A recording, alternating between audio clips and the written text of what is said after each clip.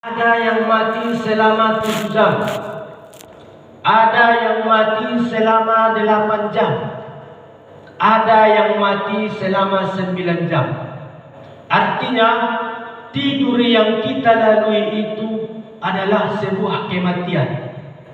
Maka para ulama mengatakan kematian itu ada dua, yaitu kematian sukro, kematian kecil, dan yang kedua kematian kubro, kematian yang besar.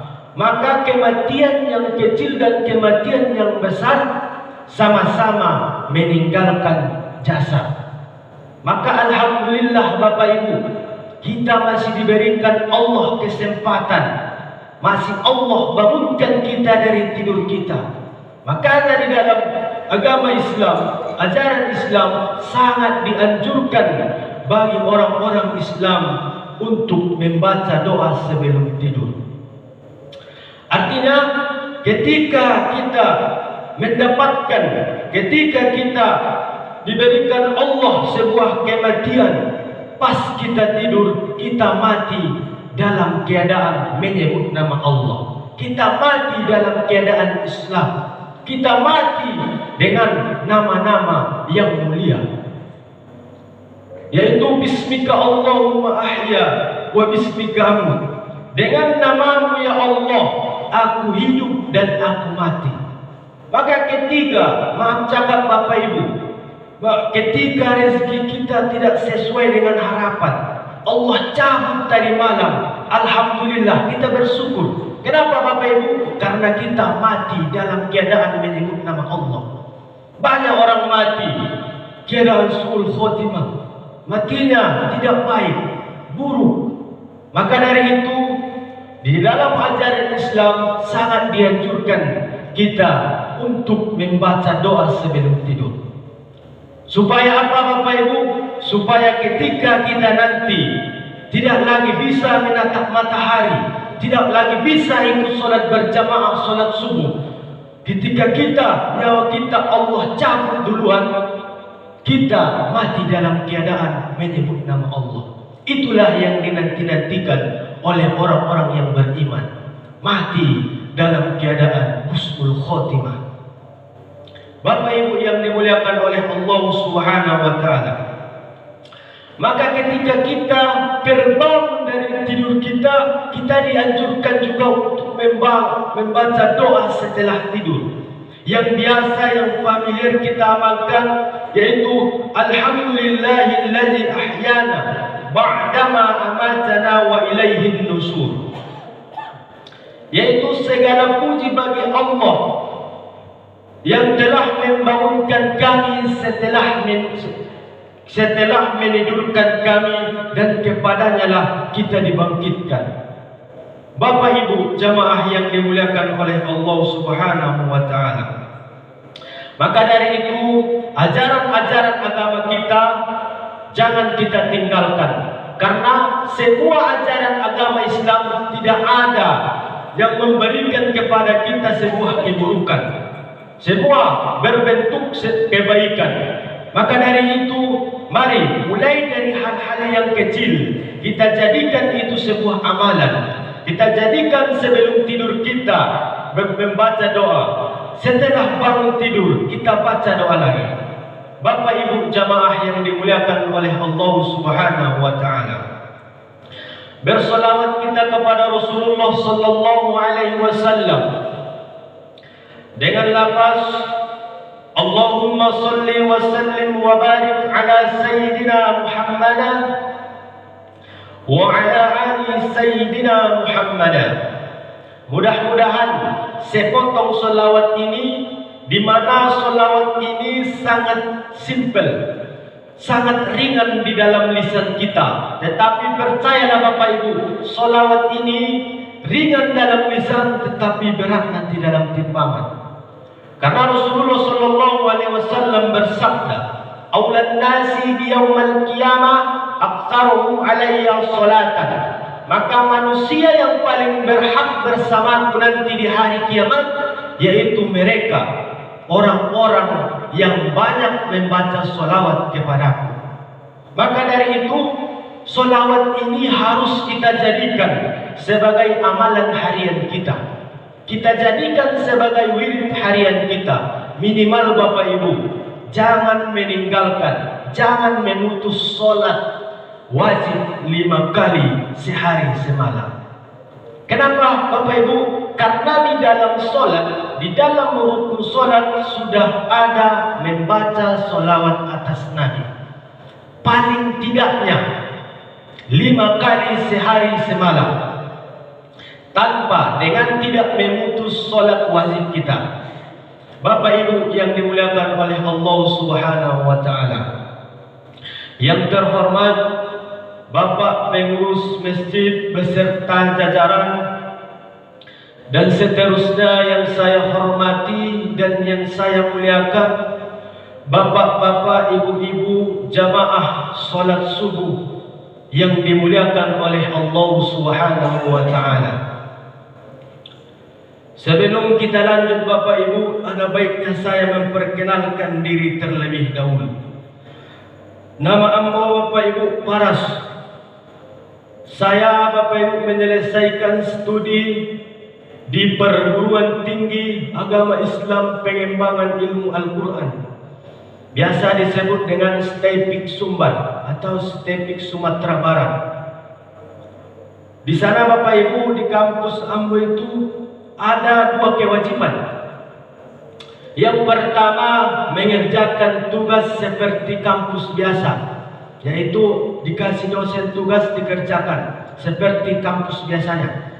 Yang kedua, kampus itu mempunyai program, di mana program itu diwajibkan bagi mahasiswa dan mahasiswi, yaitu harus hafal minimal 5 juz. Kalau tidak hafal 5 juz, tidak diwisuda atau tidak ditamatkan oleh pihak kampus. Karena itu program wajib. Maka ketika mahasiswa-mahasiswi di situ menyelesaikan pendidikannya, di situ terdapat 2 prodi Bapak Ibu.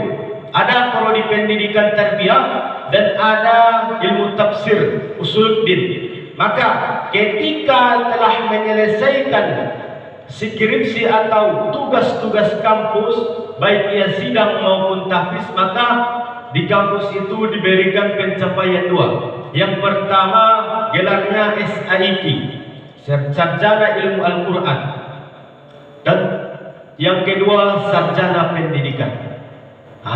Seperti itu Bapak Ibu, Sarjana Ilmu Al-Quran dan Sarjana Agama. Karena di kampus itu cuma 2 prodi, yaitu tarbiyah dan usuluddin. Alhamdulillah Bapak Ibu, tahun 2023 alhamdulillah diberikan Allah kesempatan dan kemudahan telah menyelesaikan studi strategis 1. Bapak Ibu yang dimuliakan oleh Allah Subhanahu wa Ta'ala, jadi mungkin itu perkenalan dari saya. Kita masuk kepada adapun materi pada kesempatan yang berbahagia ini Bapak Ibu, yaitu meraih ketakwaan kepada Allah Subhanahu wa Ta'ala. Karena di dalam Al-Quran Bapak Ibu telah disebutkan dalam surah Al-Hujurat ayat 13, A'udzu billahi minasyaitonir rajim. Bismillahirrahmanirrahim. Inna akramakum indallahi atqakum.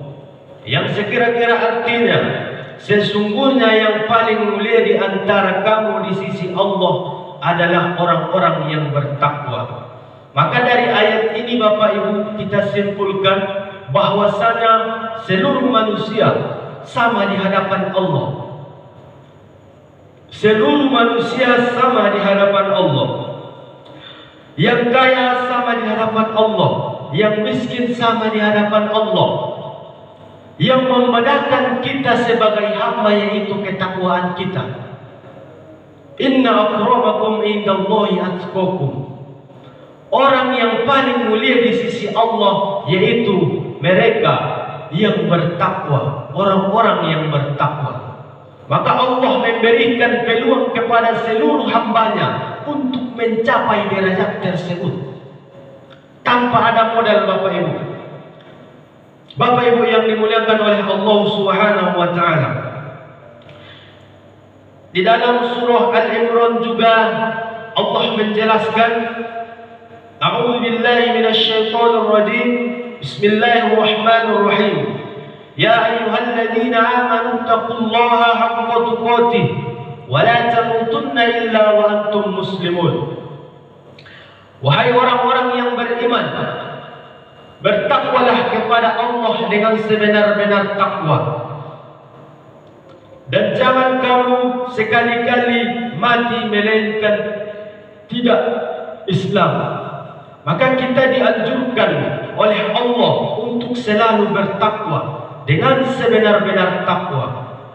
Maka dari itu Bapak Ibu, ketika kita ingin mencapai derajat ketakwaan ini, perlu kita harus tahu bagaimana caranya. Maka dari itu, untuk mengetahui cara mencapai derajat ketakwaan ini, perlu kita lihat dulu apa takwa tersebut. Maka takwa dalam arti, takwa dalam bahasa, yaitu takut kepada Allah, atau bimtithalil hawamiri wa jatinabi nawahi, yaitu menjunjung tinggi segala perintahnya dan menjauhi segala apa-apa yang ia larang. Maka di sini Ali bin Abi Thalib berkomentar Bapak Ibu, bahwa takwa terdapat 4 macam tanda, yaitu at-taqwa huwal khawfu minal zalili wal 'amalu bit tanzili wal qana'atu bil qalili wal isti'dadu li yaumir rahili. Maka Ali bin Abi Thalib mengatakan Bapak Ibu bahwa takwa itu terdapat 4 macam. Yang pertama, wal khawfu minal zalili, yaitu takut kepada Allah yang Maha Agung. Artinya ketika kita ingin melaksanakan, ketika kita ingin melakukan suatu hal yang tidak diridhai oleh Allah, maka ada rasa takut dari hati kita. Maka ketika ketakutan itu hadir dalam diri kita, kita tidak jadi melaksanakan hal tersebut. Maka ketika kita ingin melaksanakan, memperbuat dosa, memperbuat maksiat, ada rasa takut dalam hati kita. Maka ketika kita ingin melaksanakan maksiat dosa ini, ada sebuah getaran ketakutan kepada Allah ketika kita ingin melaksanakannya. Begitu juga meninggalkan perintah Allah, melaksanakan larangan Allah, yaitu ada ketakutan dalam hati kita. Itulah yang pertama Bapak Ibu. Yang kedua, wal amal bit tanzili, yaitu beramal sesuai yang diwahyukan oleh Allah. Artinya Bapak Ibu, kita meyakini Rasulullah itu adalah utusan Allah dan menjalankan, melaksanakan segala apa-apa ajaran yang Rasulullah bawakan, baik ia berbentuk kewajiban maupun sunnah Rasulullah, baik itu sunnah yang dari fi'liyah, perbuatan, qauli, ucapan ataupun takriri, kita laksanakan Bapak Ibu. Maka sunnah yang Rasulullah ajarkan sangat berperan di dalam kita mencapai derajat ketakwaan. Maka sunnah yang Rasulullah bawakan itu sangat menentukan ketakwaan kita. Makanya hal-hal yang sunnah itu tidak boleh kita anggap remeh Bapak Ibu. Bapak Ibu yang dimuliakan oleh Allah Subhanahu wa taala. Yang ketiga, wal qana'atu bil qalil, yaitu menerima pemberian Allah yang sedikit. Artinya menerima pemberian Allah yang sedikit, kita dituntut untuk selalu bersyukur, baik itu nikmat yang besar maupun nikmat yang kecil, kita harus bersyukur. Maka ketika Allah memberikan kita nikmat yang kecil, jangan berputus asa ataupun jangan mengeluh, karena bisa jadi Allah sedang menguji kita. Apakah kita menerima hal tersebut atau sebaliknya kita mengeluhkan karena itu terlalu kecil. Maka jangan disepelekan Bapak Ibu. Nikmat yang kecil tidak boleh disepelekan, karena bisa jadi itu Allah sedang menguji kita, apakah kita bersyukur atau tidak. La in syakartum la azidannakum wa la in kafartum inna 'adzabi lasyadid. Bapak Ibu yang dimuliakan oleh Allah Subhanahu wa taala. Yang keempat Bapak Ibu, wal istiqdadu li yaumir ruhili, yaitu senantiasa mempersiapkan bekal. Senantiasa mempersiapkan bekal untuk menghadap Allah Subhanahu wa taala. Artinya kita hidup di dunia ini Allah berikan fasilitas. Maka ketika Allah memberikan kepada kita sebuah kecukupan, maka pergunakanlah itu untuk meraih derajat ketakwaan tersebut. Dunia ini adalah sebuah kenikmatan. Ad-dunya mata'un. Dunia ini adalah kenikmatan. Wa khairu mata'u wa khairu mata'iha al-mar'atus salihah. Maka sebaik-baik kenikmatan adalah istri soleha. Ya, itu Bapak Ibu yang di belakang, ibu-ibu yang di belakang, yaitu tu'inuhu ala imanihi, yang membantu suaminya untuk melaksanakan keimanan kepada Allah. Artinya Bapak Ibu yang membantu di rumah untuk bangun sholat subuh, membantu keimanan di rumah, yaitu ibu bangunkan bapak di rumah untuk melaksanakan sholat subuh. Itulah harta yang paling baik, itulah perhiasan yang paling baik, yaitu ibu bersusah payah mengingatkan suaminya di rumah ketika ia lalai, ketika ia lupa untuk melaksanakan perintah Allah, ketika ia lupa untuk melaksanakan sholat. Jadi Bapak Ibu mengingatkan, maka itulah yang dinamakan istri soleha. Istri yang membantu tu'inuhu ala imani, istri yang membantu keimanan suaminya. Maka seorang perempuan Bapak Ibu sangat beruntung dalam agama Islam. Seorang perempuan sangat dimuliakan dalam agama Islam. Mulai dari surga di bawah telapak kaki ibu. Di hadis ini seorang wanita, seorang ibu, yaitu adalah harta yang sebaik-baik harta, yaitu istri soleha, al-mar'atus solihah. Bapak Ibu yang dimuliakan oleh Allah Subhanahu wa taala. Tentunya bagi orang-orang yang taat kepada Allah, bagi orang-orang yang taat kepada Rasulullah, makanya mereka termasuk orang-orang yang mendapatkan kemenangan besar. Sesuai dengan ayat Al-Quran yang saya bacakan di awal tadi, yaitu wa may yuti'illaha wa rasulahu faqad faza fawzan 'azima. Dan barang siapa mentaati Allah dan Rasulnya, maka sesungguhnya ia telah mendapatkan kemenangan yang besar. Ketika kita taat kepada Allah, ketika kita taat kepada Rasulullah, maka kita termasuk orang-orang yang mendapatkan kemenangan yang besar, yaitu dengan tidak meninggalkan yang empat tadi. Yang pertama, wal khawfu minal jalili, ada rasa takut kepada Allah. Wal amalu bit tanzili, yang kedua wal amalu bit tanzili, beramal sesuai yang diwahyukan Allah. Artinya meyakini Rasulullah itu utusan Allah dan melaksanakan dan melakukan apa-apa ajaran yang Rasulullah bawakan. Yang ketiga wal qanaatu bil qalili, yaitu menerima pemberian Allah yang sedikit.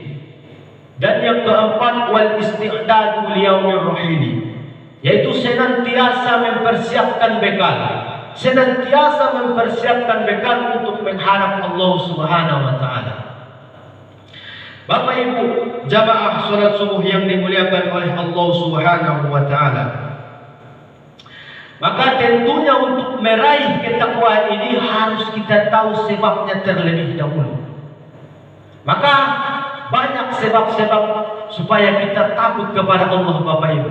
Salah satunya mensyukuri nikmat Allah, mensyukuri nikmat pemberian Allah. Allah menganugerahkan kepada kita nikmat-nikmatnya. Seperti mata, seperti telinga, seperti kaki, seperti mata, seperti hati. Cobalah Bapak Ibu bayangkan ketika mata kita, ketika tangan kita, ketika mulut kita tidak berfungsi. Coba kita bayangkan.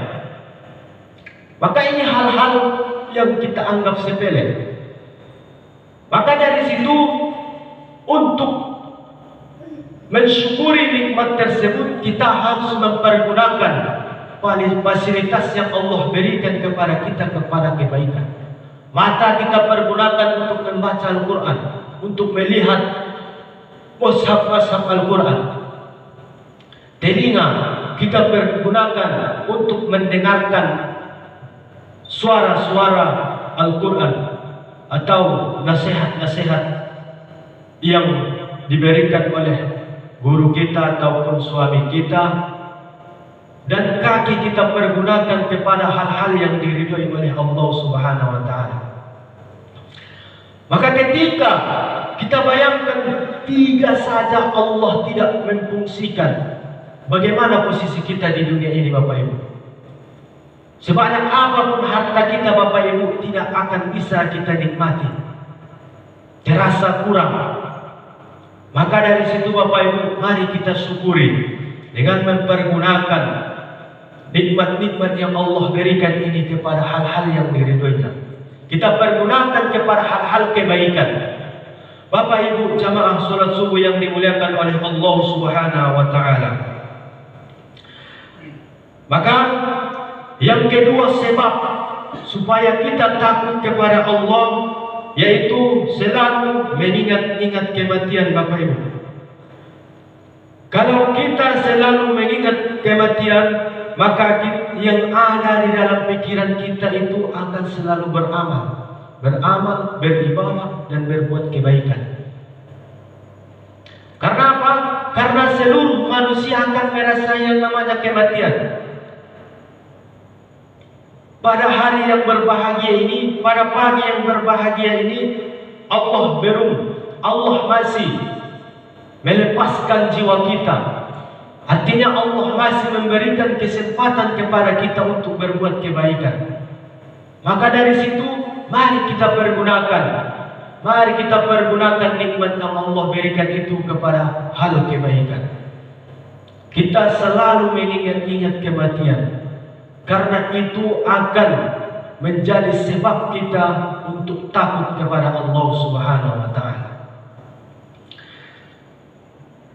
Bapak Ibu yang dimuliakan oleh Allah Subhanahu wa Ta'ala, dalam hal ini tentunya sebelum kita menghadapi kematian, mari kita pergunakan nikmat yang Allah berikan dengan sebaik-baik mungkin. Salah satunya kita pergunakan dengan hal-hal yang diridhoi oleh Allah Subhanahu wa Ta'ala. Maka sebelumnya kita harus mengetahui kenapa Allah menciptakan, kenapa Allah memberikan, menghidupkan dan mematikan manusia. Apa alasannya? Tentunya Allah ingin menguji amal kebaikan kita, siapa yang paling baik amalnya. Alladzi khalaqal mauta wal hayata liyabluwakum ayyukum ahsanu amala, yaitu yang menciptakan kematian dan kehidupan untuk menguji kamu, siapa di antara kamu yang lebih baik amalnya. Maka Allah menciptakan kematian dan kehidupan itu, Allah ingin melihat siapa di antara kita yang lebih baik amalnya. Bapak Ibu yang dimuliakan oleh Allah Subhanahu wa Ta'ala, mungkin itu saja kajian subuh yang dapat saya sampaikan. Kurang dan lebihnya saya minta maaf. A'udzu billahi minasyaitonir rajim. Bismillahirrahmanirrahim.